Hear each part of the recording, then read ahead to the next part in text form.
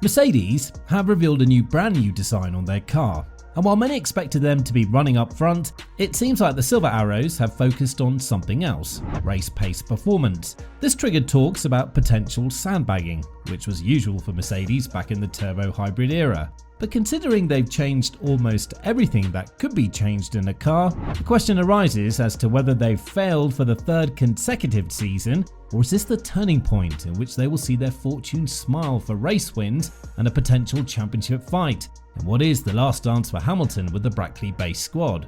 It's safe to assume that Red Bull would be the team to beat, even with the new design of the car, one that resembles a lot of Mercedes' previous designs that were deemed as failures from the Silver Arrows. After changing the entire concept and philosophy of the car, Mercedes have undoubtedly started to climb a huge mountain.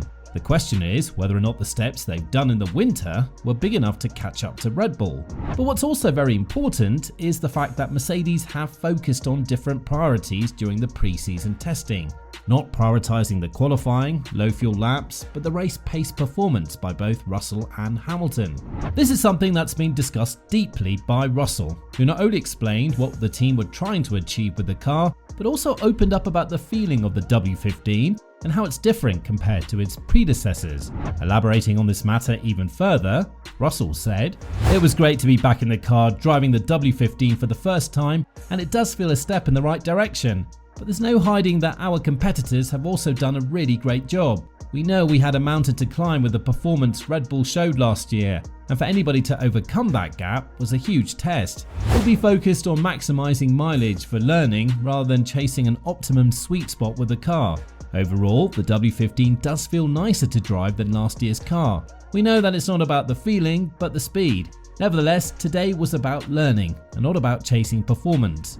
This is very important because Mercedes brought some very good innovations to the car. And apart from Wolff saying that every aerodynamic surface is new and different, nobody could have anticipated what the team did regarding the design of the front wing. Right now, Mercedes have tried something very bold, which is to have the third flap of the front wing attached by a carbon fiber to the nose of the car. And according to the FIA's rulebook, every flap should be firmly attached to the front wing of the car.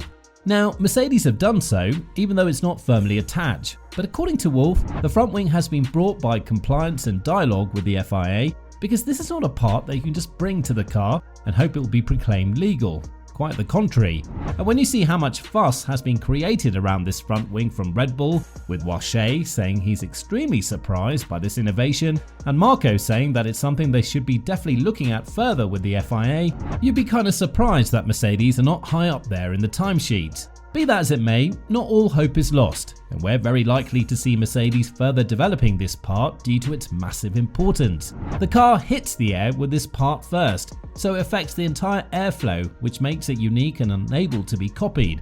This is something that's been talked about by Sam Collins, an F1 tech expert, who not only praised Mercedes for their genius design, but also for the fact that they have somehow painted this design, making it almost impossible to be copied by other teams on the grid.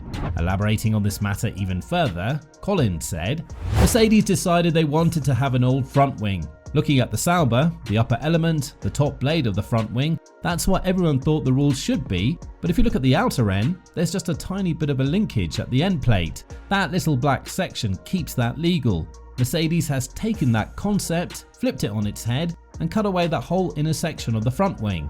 It's not something every team up and down the pit lane will be scurrying off into the wind tunnel to take a really close look at what the team is trying to do. It's not something you can just copy. It has a massive impact on all of the rest of the car." Now, all of these innovations have the potential to shape up the entire grid. And while Mercedes believes that the benchmark is still being set by Red Bull and they're the team to be caught, we might not have seen everything from the Silver Arrows just yet. When talking about this matter, Russell said that it's only the next week in which we're going to see who stands where, further proving that lap times, although a good indicator of speed and performance, do not actually represent the actual true pace of the cars, because the teams are still getting to know each other with the 2024 challenges. And the innovation of Mercedes, while being proclaimed as legal right now, might not remain as such in the following period, because according to F1's technical officer Pat Simmons, this could create a trend that would effectively force the other teams into chasing something that the aerodynamicists in the FIA wouldn't want. recreating the Y250 Vortex. But that's all to be discussed in the foreseeable future, and Mercedes has a massive burden to prove that they have what it takes to build cars with proper aerodynamic structure in the new era. Apart from them, we have another team that would be under huge pressure to keep the momentum going in 2024, and that is Red Bull. The Austrian squad would be vastly focused on the new design that they sort of inherited from Mercedes, as Newey said that it wouldn't make sense to chase more performance from the RB19 because it would make them more vulnerable.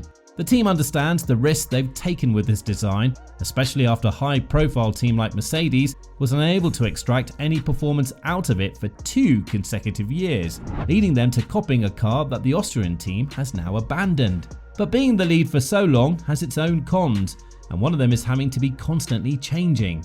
Right now, the belief in Red Bull is quite positive, and when talking about this matter, Helmut Marko was full of praise as to how the design worked so far and how the car reacted to all of these new changes, but still put a pin to the possibility of getting it wrong sometime down the line, especially from Suzuka, where Red Bull would move to the extreme interpretation of the zero-pod design. Adding to this matter even further, Marko elaborated, "The car was very impressive. We ran 142 laps, without any problems more or less, and the concept is working, so that was the most important thing. The car is reacting, and we're developing, so it looks very good. Whatever changes we did and whatever we tried, the car was reacting and more or less it was fine-tuning. What happened now? We're all smiling a lot. The concept is always a risk, and if you look at Mercedes, they had some problems, and our car was working from the very first lap, so we're very proud and glad." But another team that we must be looking very closely is Ferrari, because while their car was initially labelled as a poor development of the 2023 Challenger, it seems to be anything but. The deep revolutionary approach to the new design and philosophy, as well as Sainz having a great second day of testing and setting the benchmark high ahead of Perez, goes to show that there might be something to fight for in the upcoming season. But it's worth noting that the time he set was on much faster and softer tyres, and Verstappen was not testing either.